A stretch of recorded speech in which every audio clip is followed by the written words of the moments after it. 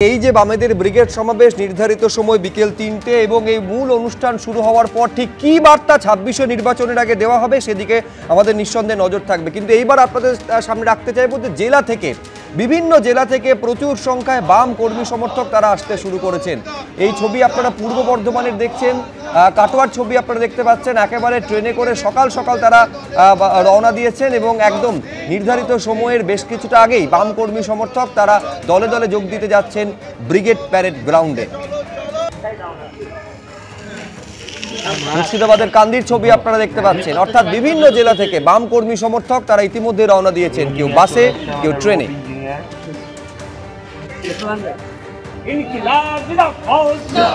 বীরভূমের নলহাটি স্টেশনের ছবি দেখছেন, ট্রেনের অপেক্ষায় রয়েছেন। একেবারে লক্ষ্য গন্তব্য কলকাতার ব্রিগেড প্যারেড গ্রাউন্ড।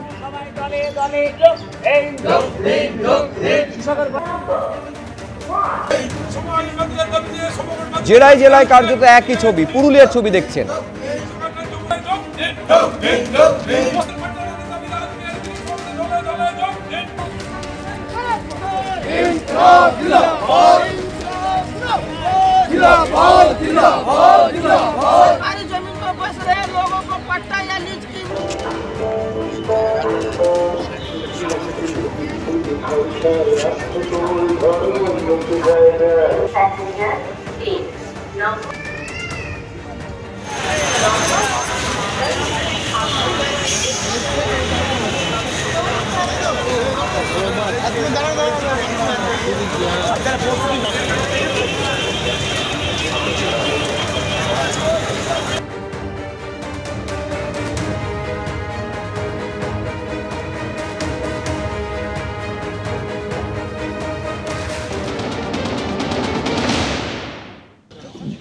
দিন মজুর তার মজুরির জন্য যেমন আসবে, সেরকম মজুররা তার মজুরির জন্য আসবে, তার অধিকারের জন্য আসবে।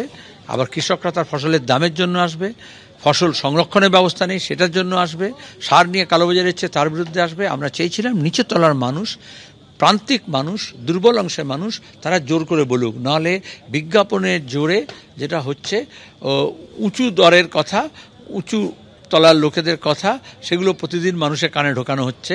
কিন্তু যেগুলো নিচুতলার মানুষ তাদের কণ্ঠস্বর বিধানসভায়, লোকসভায়, গ্রামসভায় শোনা যাচ্ছে না, সেটাকে শোনাতে চাই।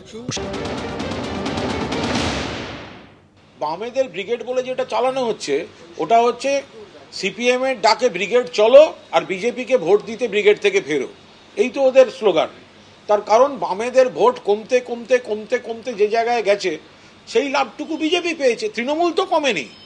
তো তারা তো নিজের এলাকা জামানত জব্দ হয় ভোটে দাঁড়ালে, আর নিজের পাড়ার বুথগুলোতেও পার্টিকে জেতাতে পারে না, সেখানে হারে। সিপিএম বলে কিছু নেই, এগুলো ছদ্মবেশী, এগুলো বাড়ি গিয়ে আবার বিজেপিকে ভোট দেয়। ওটা রাম বামের ব্রিগেড, ওটা সিপিএম এর ব্রিগেড নয়, ওটা রাম বামের ব্রিগেড।